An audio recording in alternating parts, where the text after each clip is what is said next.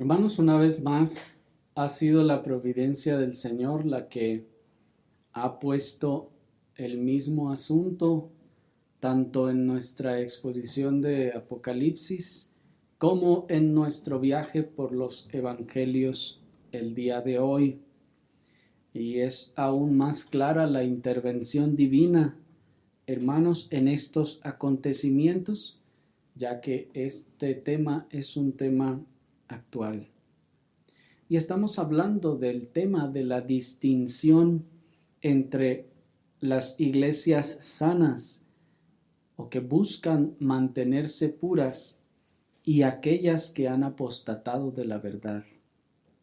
La distinción entre las iglesias sanas y aquellas que han tomado o adoptado prácticas, asociaciones, posturas o caminos que les conducirán eventualmente a mediano o largo plazo a la apostasía. Y, hermanos, es algo que el Señor en su providencia ha querido que en esta ocasión denunciemos por segunda ocasión. Los que adoptan, así como los que favorecen estas asociaciones, prácticas y posturas que desvían al final a la iglesia, tachan nuestra mesura de legalismo divisivo y una larga lista de calificativos, y argumentan que si todos somos cristianos, ¿por qué nosotros queremos dividirlos? Y algunos agregan que Cristo mismo nos llamó a la unidad cuando ordenó a sus discípulos que no impidieran a aquel que andaba haciendo milagros en su nombre que lo hiciera.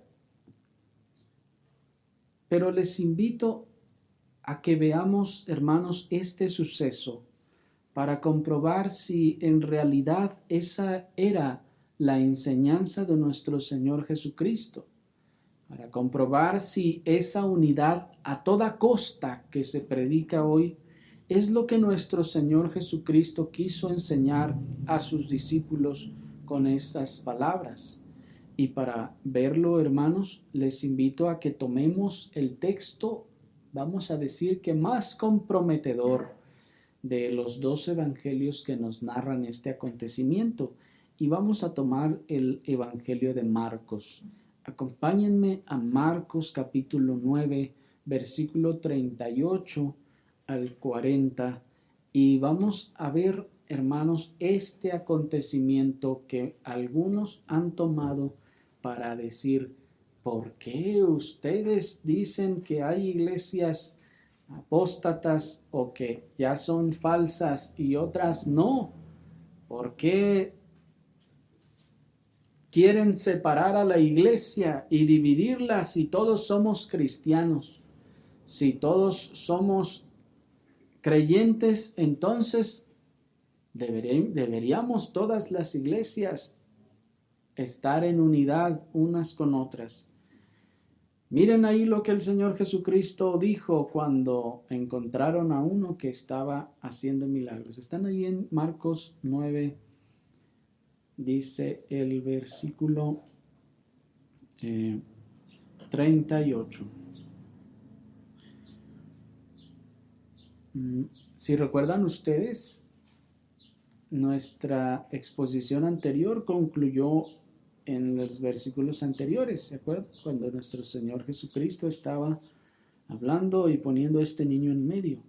Dice el 38, Juan le respondió diciendo: Maestro, hemos visto a uno que en tu nombre echaba fuera demonios, pero él no nos sigue y se lo prohibimos porque no nos seguía. Pero Jesús dijo: no se lo prohibáis, porque ninguno hay que haga milagro en mi nombre que luego pueda decir mal de mí. porque el que no es contra nosotros, por nosotros es. Y como les decía, hermanos, ha sido una porción que muchos han utilizado para defender los postulados ecumenistas, esas posturas en las que se dice que debe haber unidad en la iglesia a costa de lo que sea. Y dicen, ahí está, que el que no es contra nosotros, por nosotros es. Así que si no está contra nosotros, entonces está con nosotros. Tenemos que unirnos con él. Pero, hermanos, vamos a ver con la ayuda del Señor lo que estas palabras nos están enseñando. Y para hacerlo vamos a separar nuevamente este pasaje en 3 partes para nuestra mejor comprensión. Primero vamos a ver al que echaba fuera los demonios. Enseguida vamos a ver la prohibición y por último vamos a ver la corrección de nuestro Señor Jesucristo. Primeramente entonces vamos a enfocar nuestra vista en aquel que echaba fuera los demonios. Dice Juan en el versículo 38, Juan le respondió diciendo, Maestro, hemos visto a uno que en tu nombre echaba fuera demonios, pero él no nos sigue y se lo prohibimos porque no nos seguía. Si ustedes se dieron cuenta, Juan no nos dice de quién está hablando, solo dice uno que en tu nombre echaba fuera demonios. Mucho se ha especulado sobre la identidad de este uno o de esta persona. Se ha especulado también sobre su procedencia y sobre la relación que este personaje pudo haber tenido con nuestro Señor Jesucristo o con los discípulos. Mientras algunos han considerado que probablemente este personaje hubiese sido un discípulo de Juan el Bautista, otros piensan que es más probable que hubiera sido uno de los 70 que habían sido enviados y dotados de poder por parte de nuestro Señor Jesucristo. Porque lo primero que debemos tener en cuenta es que no debemos pensar que hubiese sido un personaje completamente ajeno a nuestro Señor Jesucristo o ajeno a los discípulos, que de buenas a primeras se agarró expulsando demonios sin más en el nombre del Señor, y pues por azares del destino se cruzaron con los discípulos y los discípulos lo vieron, y entonces al verlo y decir, no, tú ni cristiano eres, entonces te lo impedimos. No, hermanos, no debemos pensar que esto haya sido así, y vamos a ir demostrando por qué. Pero debemos pues entender que de entrada los eruditos se inclinan a que lo más probable es que hubiese sido uno de los 70 que habían sido enviados por nuestro Señor Jesucristo. ¿Se acuerdan ustedes que nuestro Señor primero envió a sus 12 discípulos dotándoles de poder y autoridad sobre los espíritus inmundos y les envió a predicar? ¿Se acuerdan? Entonces es cuando les dice que vayan a las ovejas perdidas de la casa de Israel. Enseguida, luego el Señor vuelve a enviarlos a los 12, pero también selecciona otros 70 y les comisiona con la misma labor y les transfiere o les da de ese mismo poder, para que estos 70 también hagan lo mismo que los 12 al principio. De manera que aquí ya había al menos 82 varones que habían sido enviados y que en la gracia de Dios les había sido otorgado el poder para echar fuera demonios y hacer sanidades y milagros. Si recuerdan ustedes, los discípulos, por ejemplo, continuaban ejerciendo esta facultad que Dios les había dado cuando nuestro Señor subió al monte, porque cuando el Señor ha descendido del monte, se encuentran disputando con los saduceos y los fariseos porque no han podido echar el demonio de aquel joven, ¿se acuerdan? De manera entonces que esto nos da señalamiento de que los discípulos ejercían con frecuencia ese ministerio en presencia o en ausencia de nuestro Señor Jesucristo, de lo que se puede pensar que lo más probable es que también los 70 que habían sido previamente enviados hacían algo muy semejante. Sin embargo, este del que se está hablando, se dice, o dice Juan, no nos sigue. No se sabe exactamente a qué se refiere Juan con la expresión no nos sigue. Si se refería a que, aun siendo de los 70, no andaba con ellos en toda esa travesía del ministerio del Señor, que ya se iba a una ciudad, de ahí se iba a otra, de ahí se iba a otra y de ahí se iba a otra. Y este personaje en particular no les seguía por esa trayectoria. Si tal vez a eso se estuviera refiriendo, o se estuviera refiriendo a algún otro tipo de cosa. Pero dado que se inclina a creer que hubiese sido uno de los 70, se piensa que lo más probable es que este no nos sigue, es que no está constantemente con nosotros como el resto de los demás. A la manera en la que ocurrió con Eldad y Medad. ¿Se acuerdan? Allí en Números 11. La escritura nos enseña que Dios manda a Moisés que determine 70, ¿se fijaron? También fueron 70 ancianos sobre los cuales Dios va a derramar del mismo espíritu que ha puesto en Moisés. Y 2 de ellos, por las razones que ustedes quieran, se quedan en el campamento y no se dirigen hacia el lugar, hacia el tabernáculo donde habían sido citados. Se llega a la hora en la que el Señor va a dar de su gracia y el Señor también les da de su gracia y ellos allá se quedaron en el campamento y allá en el campamento están profetizando. Entonces les llegan la noticia y le dicen, mira, estos se quedaron allá y todavía están profetizando. Y como diciéndoles, cállenlos, y Moisés dice, que no, pues que todos profetizaran, ¿me explico? Entonces, puede ser que este no nos sigue, habría sido más o menos en ese mismo tono, de él está allá y se quedó allá y no viene con nosotros, ¿me explico? Lo que sí nos revela el texto sobre este personaje son 2 cosas.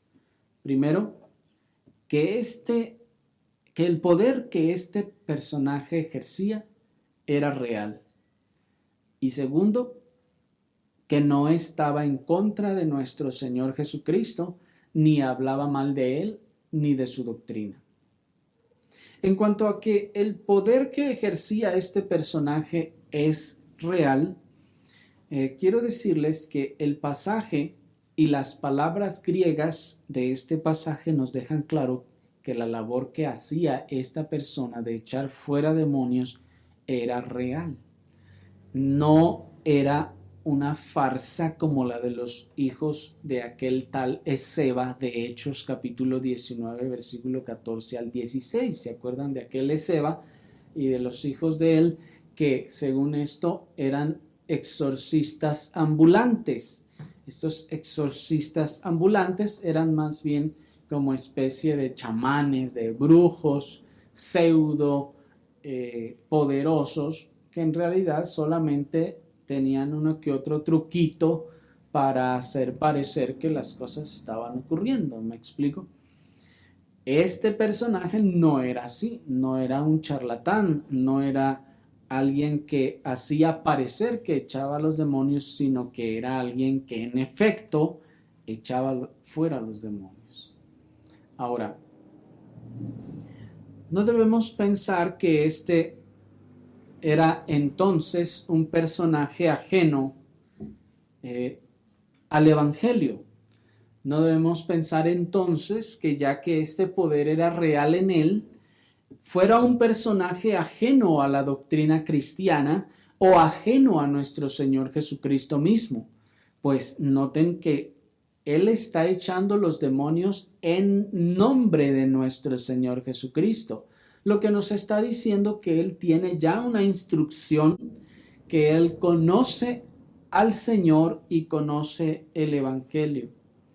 Así que no, como les decía, no se trata de ningún chamán, ni se trata de algún otro iluminado o algún Simón el mago cualquiera, que de alguna manera hubiera descubierto la fórmula para echar fuera demonios y entonces la usaba en su beneficio, como lo quería hacer Simón el mago, ¿se acuerdan? Simón el mago escuchó y vio que por la imposición de las manos de los apóstoles se daba el Espíritu Santo y le ofreció dinero a Pedro y le dijo, dadme a mí también de ese poder porque yo también quiero hacerlo eso. Él se dedicaba a eso, ¿se acuerdan? Y ahora viene y dice, oh, yo también quiero hacer eso. Y no se trata entonces de que este personaje hubiese descubierto que diciendo tales palabras los demonios se fueran. Pues Lucas y Marcos ambos nos dicen que los expulsaba los demonios en el nombre y el poder de Cristo. Ahora, quiero aclararles, hermanos, aunque yo creo que ustedes ya lo saben, pero quiero entonces recordarles que es una superstición pensar que el poder de Dios se ejerce por solo mencionar unas palabras como si fuera un conjuro.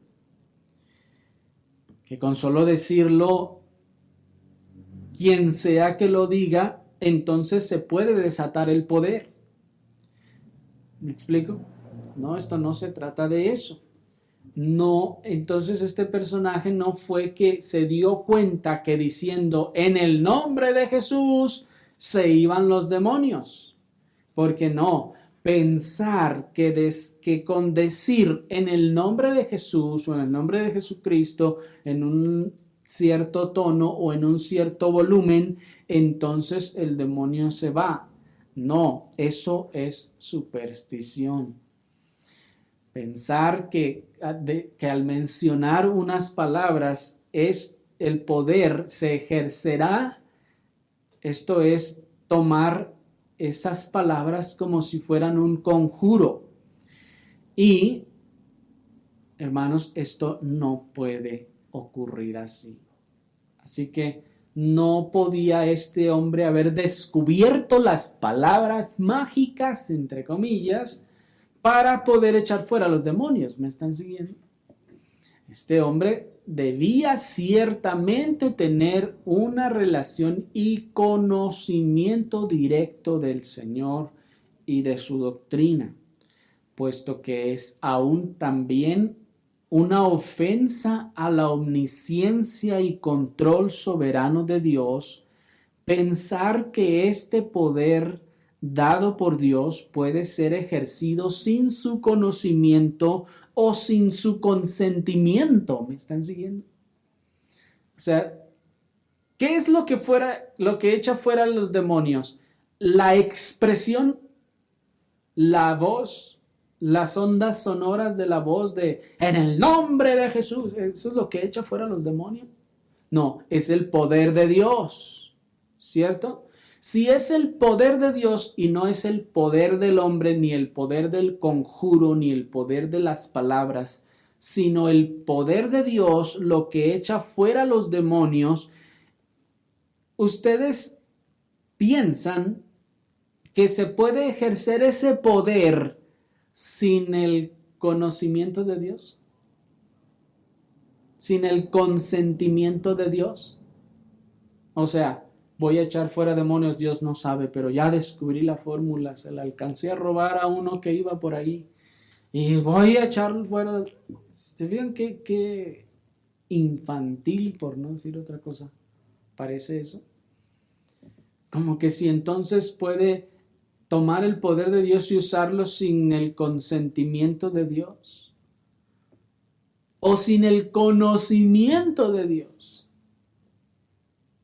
De manera entonces que concluimos que este hombre ciertamente debía conocer de Dios y debía también estar actuando bajo el consentimiento y conocimiento de Dios y de nuestro Señor Jesucristo en este caso.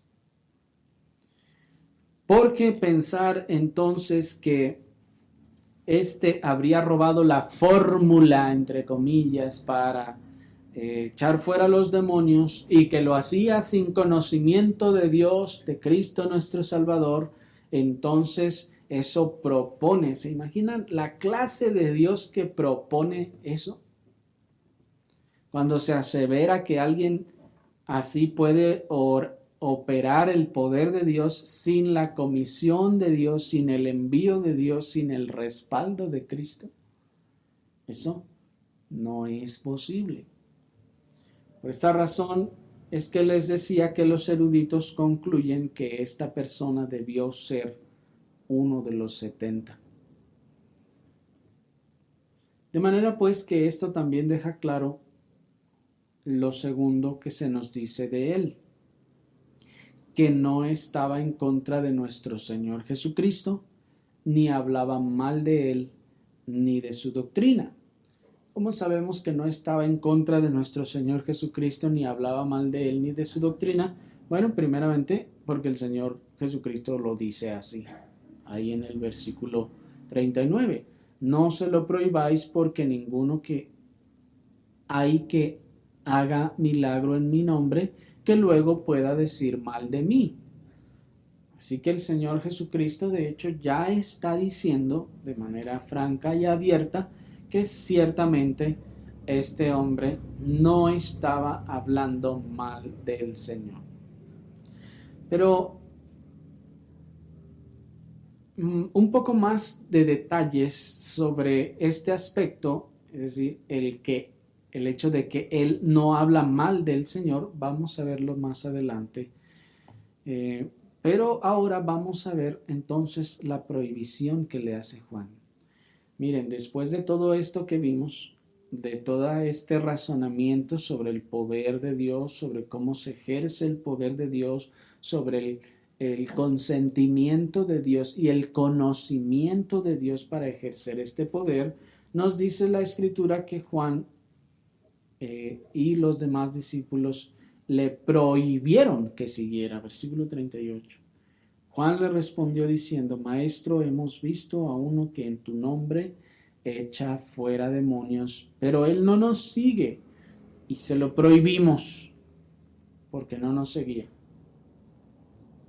Miren entonces lo que hace Juan junto con los demás discípulos. Ven que está ocurriendo esto y de manera tajante se lo prohíben.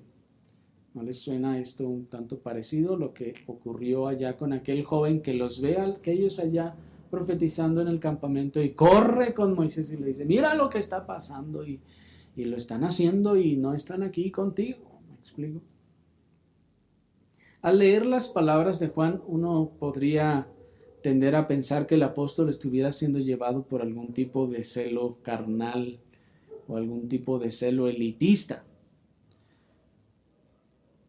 Recordemos aquí que nuestro Señor Jesucristo no era el único que echaba fuera demonios, sino que sus discípulos también, como les decía, echaban fuera demonios, y también los 70, y que incluso los discípulos de los fariseos también hacían sus intentos, nos dice Mateo.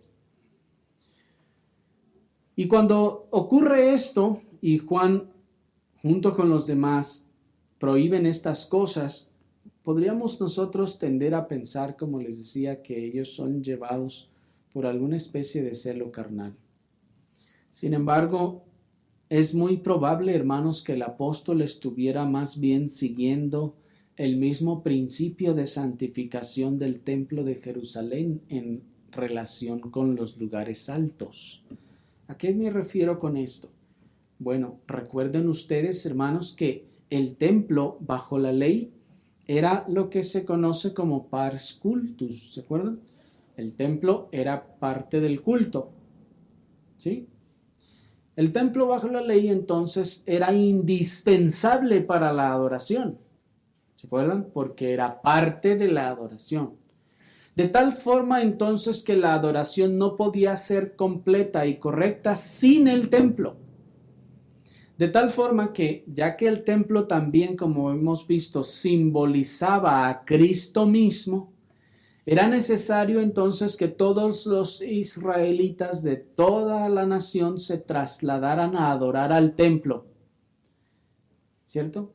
No podían ellos ofrecer sus ofrendas o sus sacrificios allá en los lugares donde ellos querían, sino que tenían que venir al templo. ¿Se acuerdan? ¿Sí?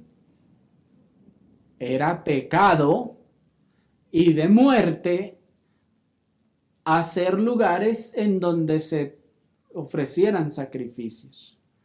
De manera entonces que todo israelita tenía que llevar desde cualquier parte del país, tenía que trasladarse lo que le costara de tiempo y de lo que sea, hasta Jerusalén, hasta el templo, para ofrecer allí sus sacrificios, porque Dios ahí había determinado que esto fuera. Entonces, de manera que no podía haber en ese sentido, válgame la expresión, otros templos donde se pudiera ofrecer lo mismo, sino solo en Jerusalén, solo en el templo de Jerusalén. Y si de alguna forma Juan hubiera entendido esto y trasladado este principio y este entendimiento a decir, bueno, si Cristo es la realidad de todas estas cosas, entonces tanto el templo como lo que significaba el templo como sus sacrificios, entonces tal vez Juan habría pensado que sería necesario que todo el que estuviera de parte de Cristo tendría que andar físicamente con él. ¿Me siguieron? Ya que Él era el todo y la realidad, entonces, así como en el templo, todos tendrían que estar en Él, estar físicamente en Él. Sin embargo, este estar en Él era una realidad, ciertamente, pues es necesario estar en Cristo. Sin embargo, no era una realidad física, sino espiritual. Lo impreciso del razonamiento, entonces, si este hubiese sido de Juan, es que bajo el Evangelio, la proclamación del Evangelio y toda verdad de Dios sería entonces también diversificada en todas las asambleas en donde estuvieran 2 o 3 reunidos en su nombre, y ya no sería que tuviera que partir todo de un solo lugar o de un solo punto en específico como ocurría con el templo. Espero que me estén siguiendo, hermanos, porque esto pudo ser lo que motivó a Juan y a los discípulos entonces a prohibir a este hombre, y no un espíritu celoso carnalmente, no un espíritu monopólico de decir, esto nomás es de nosotros, tú no estás con nosotros, tú no estás en el gremio o en el sindicato, entonces tú no tienes derecho a ejercer nuestra profesión. ¿Sí me explico? No, no se trataba de eso, sino probablemente de un entendimiento impreciso con respecto a lo que era estar en Cristo, y que se pensara que fuera física y no espiritualmente. Sin embargo, cualquiera que hubiese sido el razonamiento por el que Juan y los demás discípulos prohibieron a esta persona seguir echando fuera demonios, nuestro Señor Jesucristo identifica que esto es un error, que el hecho de que ellos le hayan prohibido es un error ya sea doctrinal o de juicio, y entonces Él procede a corregirlo. Y veamos entonces la corrección de nuestro Señor Jesucristo allí en el versículo 39. Pero Jesús dijo, no se lo prohibáis, porque ninguno hay que haga milagro en mi nombre que luego pueda decir mal de mí. Porque el que no es contra nosotros, por nosotros es. Hasta ahí. Esta, hermanos, es al menos la tercera vez que nuestro Señor Jesucristo, en cuanto nota un error en sus discípulos, inmediatamente se ocupa de corregirlo. Vemos otras dos ocasiones más anteriormente. Por ejemplo, esta que se estaba tratando previamente sobre quién será el mayor. El Señor ve el error en el que han caído sus discípulos e inmediatamente lo trata. Nuestro Señor no se espera, no dice, bueno, ya luego más adelante, si lo vuelven a hacer, voy a corregirlo. No, el Señor inmediatamente trata la situación. Pues recuerden que la Escritura nos dice en Hebreos 3:13, antes exhortaos unos a otros cada día, entre tanto que se dice hoy, para que ninguno de vosotros se endurezca por el engaño del pecado. Hermanos, aquí hay algo también que nosotros podemos aprender de nuestro Señor Jesucristo, que Él, en cuanto ve que sus discípulos han errado, inmediatamente nuestro Señor les hace ver su error. Inmediatamente nuestro Señor va con ellos. ¿Por qué? Porque cuando nosotros dejamos que nuestros hermanos que han cometido algún pecado lo sigan haciendo sin nuestras recomendaciones santas, entonces, hermanos, dice el texto que puede estar ocurriendo el endurecimiento a causa del engaño del pecado. Nosotros, por amor a nuestros hermanos, para que el pecado no se arraigue en sus corazones, debemos procurar exhortarlos. Dice el texto, entre tanto que se dice hoy.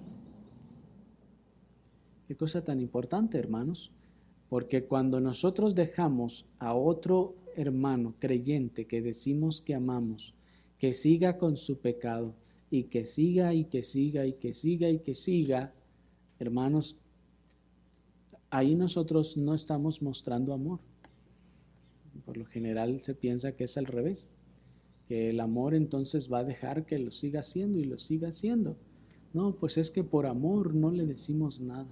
No, más bien es falta de amor por lo que no le dice nada, porque no se da cuenta que el pecado no es, hermanos, noten esto, el pecado no es una simple mancha, ya veíamos. El pecado es un agente corruptor. Es como un ácido que no solo deja una mancha y ya, sino que es una corrupción que se va extendiendo. Es como una podredumbre que se va extendiendo. Se va extendiendo poco a poco y va cubriendo mayor y mayor área. Así que cuando nosotros lo dejamos así, nosotros estamos dejando al pecado hacer su labor en el corazón de los demás y producir endurecimiento, de manera que para cuando ya luego ustedes quieran tratarlo, porque ya ha ocurrido muchísimas veces o ya dañó a otros, entonces ustedes ya no van a tratar con una manchita pequeña, sino ahora van a tener que tratar con un asunto grande y que tal vez ya esté arraigado en el corazón de los demás. Así que, hermanos, por eso dice el texto, entre tanto que se dice hoy, debemos tratar las cosas. Ahora bien, pues, nuestro Señor Jesucristo toma esta conducta y va e inmediatamente corrige el error en sus discípulos y les dice, no, espérense, no se lo prohíban, porque ninguno hay que haga milagro en mi nombre que luego pueda decir mal de mí. Aquí nuestro Señor Jesucristo pudo haberles dicho, no se lo prohíban, es fulano, yo lo conozco, ya tiene mi autorización. No, ustedes no se preocupen. ¿Me explico? Él podía haberles dicho eso, ¿cierto? ¿Lo conocía el Señor? Claro que lo conocía, nuestro Señor Jesucristo es omnisciente. Claro que sabía exactamente quién era, cómo se llamaba y dónde estaba en ese preciso instante.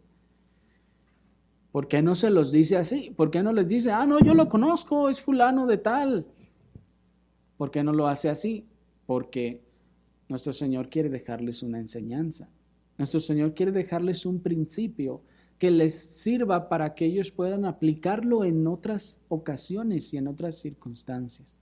Por esta razón se los dice de esta manera y les dice, no, ninguno hay que haga milagro en mi nombre y que luego pueda decir mal de mí. Y son estas palabras las que muchos toman y los adversarios, sobre todo de la pureza de la iglesia, toman para decir, ahí está, miren al mismo Señor Jesucristo diciendo que no se inquiete a este desconocido. Ahí está, dice nuestro Señor Jesucristo, diciendo que se le tenga como a uno de ellos mismos a pesar de sus diferencias. Ahí está el Señor diciendo que no debemos condenar a los demás. ¿Nosotros qué sabemos? Con que estén haciéndolo en el nombre de Cristo, pues eso ya va a ser suficiente. Ellos no van a hablar mal de Él. ¿Me explico?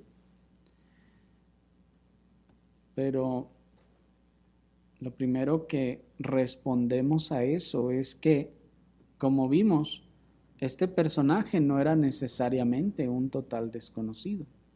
De hecho, para el Señor no lo era. Y no era necesariamente un total desconocido para los discípulos tampoco. Así que, de entrada, no se está tratando de alguien desconocido, oscuro, que quién sabe ni qué sea ni de dónde venga y debemos aceptarlo. ¿Me explico? El Señor entonces no nos está diciendo cualquier desconocido que venga y que diga que hace estas cosas en mi nombre, ustedes le deben de creer. No dice así, porque para empezar, insisto, este no era un desconocido.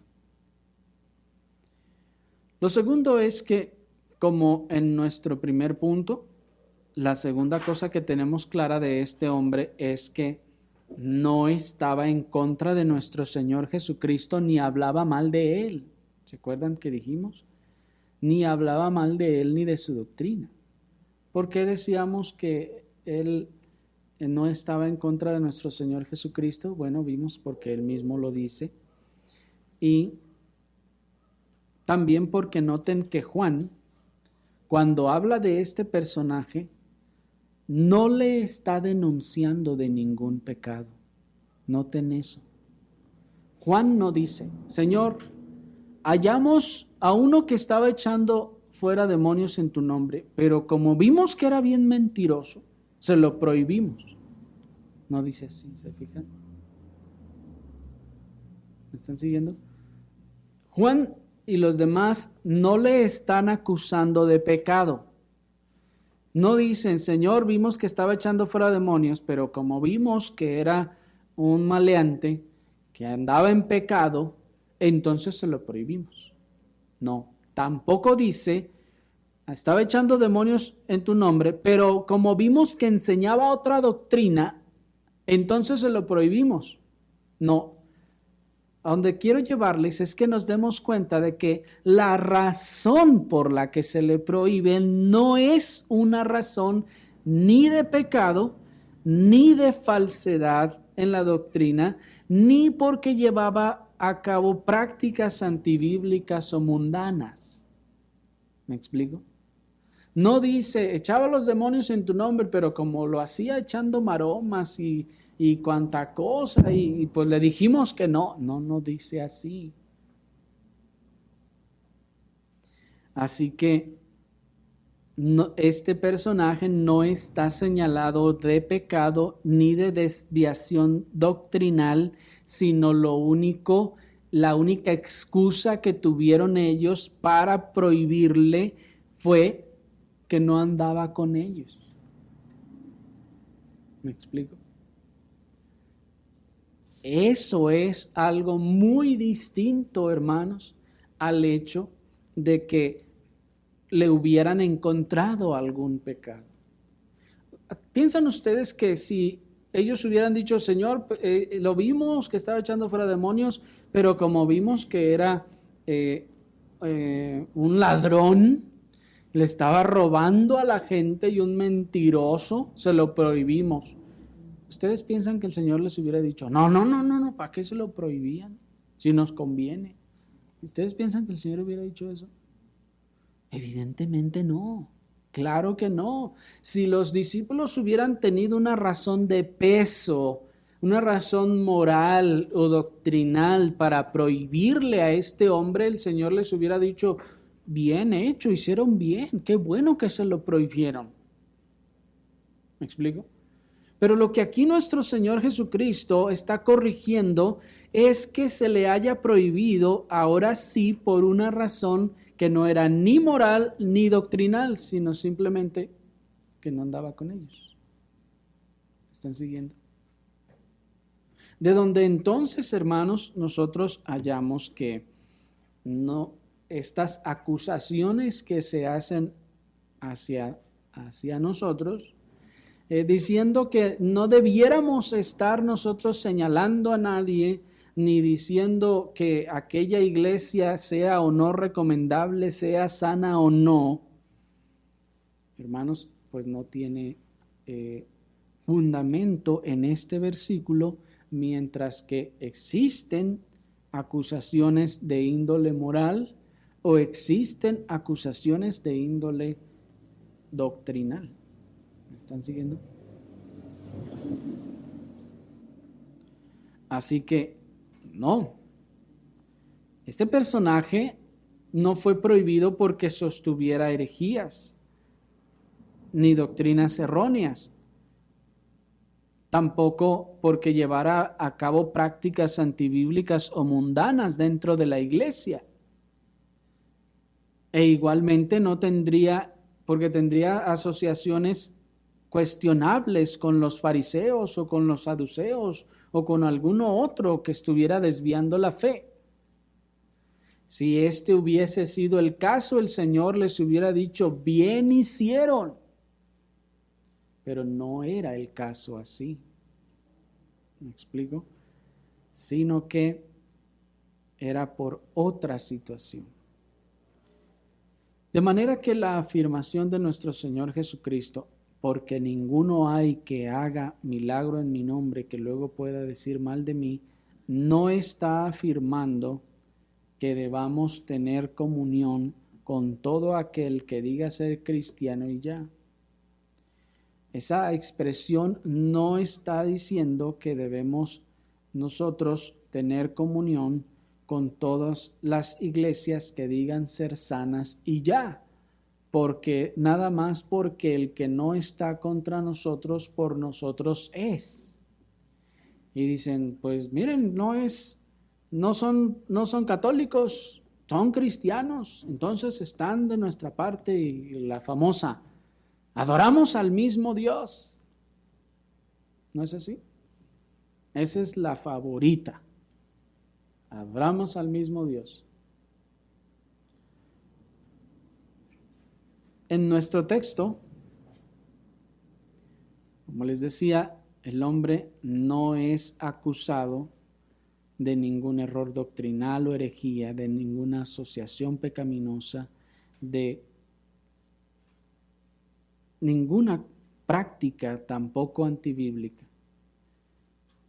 Así que mientras hallemos creyentes o iglesias con tales características que no sean acusadas de estas cosas, el mandamiento de nuestro Señor es no impedirles continuar sirviendo al Señor. ¿Me están siguiendo? Lo que nuestro Señor está diciendo aquí es, sí, si no habiendo ninguna de estas cosas de este orden, no debemos impedir a nadie buscar y servir al Señor. ¿Me explico? Que dicho sea de paso, cuando nosotros señalamos que tal o cual ministerio se ha desviado o está desviando a muchos de la verdad, pues nosotros solamente lo estamos señalando y le estamos acusando, sí, de error, pero pues no le estamos impidiendo, ni le estamos prohibiendo, porque pues no tenemos en la providencia del Señor ni la forma, ni la capacidad, ni la autorización bíblica para hacerlo. Sencillamente se está denunciando el error.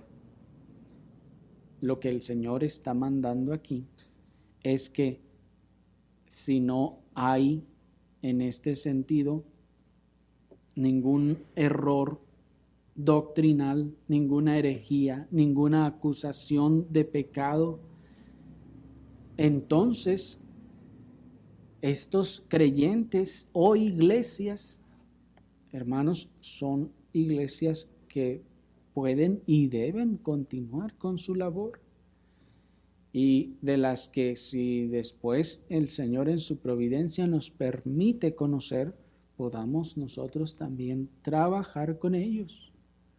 ¿Me explico? Aquí está entonces, hermanos, el principio que el Señor está enseñando. Primero, ¿qué está diciendo? No se lo prohíban. Y es esta clase de prohibición que, por ejemplo, los gobiernos, y a veces ya sea gobiernos seculares o gobiernos religiosos, impiden. Por ejemplo, cuando bueno, incluso se acuñó la frase, ¿verdad? La católica España, por ser católica, entonces prohibía todas las otras expresiones de religión y las impedía con su mano y con su brazo, el brazo del mentado Santo Oficio. El Señor entonces nos está diciendo, si está predicando en mi nombre y no habla mal de mí, no está diciendo mal de mí, es decir, no está diciendo cosa mala de mí, entonces no le prohíban. Pero no se está diciendo cosa mala de Cristo cuando se ridiculiza a Cristo y no se enseña a Cristo en toda la verdad y todo su carácter en la Escritura. Se está hablando mal de Cristo cuando se le dibuja ahí en una patineta con una gorra y con cuanta cosa. Se está hablando mal de un Cristo que, como se ha dicho, te ama y tiene un plan maravilloso para ti. ¿Me explico? Se está hablando mal de Cristo, del Evangelio y de la palabra cuando se distorsiona la persona de Dios, el Padre, la persona del Espíritu Santo y la persona de Cristo el Señor.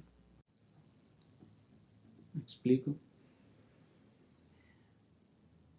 Y miren cómo los apóstoles entendieron en realidad el mensaje, entendieron lo que el Señor estaba queriendo decirles y lo pusieron en práctica cuando llegó la oportunidad.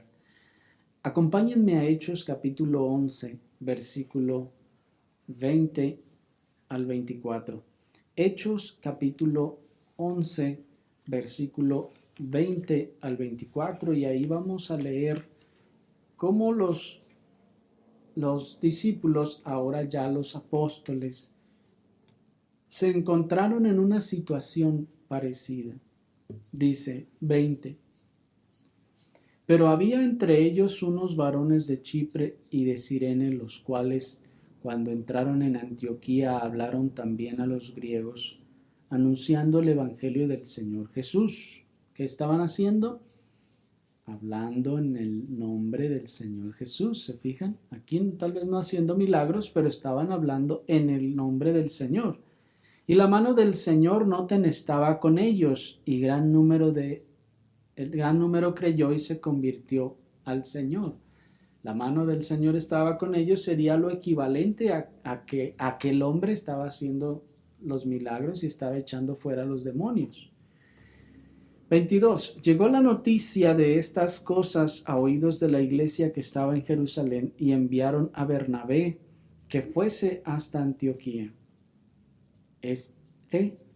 Cuando llegó y vio la gracia de Dios, se regocijó y exhortó a todos a que con propósito de corazón permaneciesen fieles al Señor. Miren pues cómo la iglesia de Jerusalén aquí, cuando se da cuenta de que se levanta una iglesia en otro lugar que no es plantada por el liderazgo de esa iglesia, no toma la misma conducta que antes. Diré, párense. Nosotros somos los buenos. Si no viene de nosotros, entonces no. No. Cuando ellos se dan cuenta de lo que ocurre, ya no lo prohíben como antes, sino que ahora ellos están dispuestos a ofrecer su apoyo y su ayuda cuando se dan cuenta de algo así. Y mandan en este caso a Bernabé. ¿Se dan cuenta? Aquí entonces los discípulos entendieron lo que el Señor les estaba queriendo decir en aquella ocasión. Si algún día se llegan entonces luego a encontrar con alguien que está hablando en mi nombre y la mano del Señor está sobre ellos, sobre él, entonces, evidentemente, como decíamos, no hay ninguna de estas otras situaciones de orden moral o doctrinal, entonces ustedes no deben impedírselo. Probablemente ellos recordaron estas cosas que el Señor les había dicho y dijeron, pues vamos a ver qué está pasando allá. Y envían en este caso a Bernabé para que vaya y observe. Pero noten también que una de las labores de Bernabé es escrutar o identificar la gracia de Dios entre ellos, para así, después de haber llevado a cabo un escrutinio, tener la confianza de extenderles la mano, de extenderles la diestra en señal de compañerismo. Porque noten que el texto nos dice claramente, cuando llegó y vio la gracia de Dios, si no hubiera sido la gracia de Dios, Bernabé, sépanlo, él hubiera dicho, a ver, espérenme, no, ustedes están engañando a ustedes mismos. ¿Me explico? Bernabé habría sido claro en ese momento. Sin embargo, él va, observa, escrutina, analiza, revisa y dice, no, sí, esta es la gracia de Dios. Solo Dios puede hacer esto. Y entonces avala lo que está ocurriendo y dice, sí, Dios está aquí, Dios está entre ellos. Y se regocija. Y dice, no lo vamos a prohibir, no lo vamos a impedir, sino al contrario, les exhortó a todos a que con propósito de corazón permaneciesen fieles al Señor, como diciéndoles, como se dice típicamente, sigan ustedes adelante, avancen entonces en el Señor. Así pues, hermanos, esta es la enseñanza que nuestro Señor estaba dando, ciertamente, a que cuando nosotros vemos que el Señor está obrando en otros lugares, que la gracia del Señor está obrando, hermanos, nosotros no lo vamos a impedir. Si no hay ninguna situación que manifieste ninguna clase de pecado o de error, nosotros no tenemos ninguna razón para condenar o prohibir esa labor. Y no podemos nosotros hacer como muchas congregaciones y decir, somos la única iglesia verdadera aquí en la ciudad. No, hermanos, no podemos hacer algo así. Y así como algunos otros también hacen o dicen, si no salió de aquí con nosotros esa iglesia, ¿quién la puso a ver? ¿De dónde salió? Entonces no es verdadera. Hermanos, esta es precisamente la enseñanza del Señor.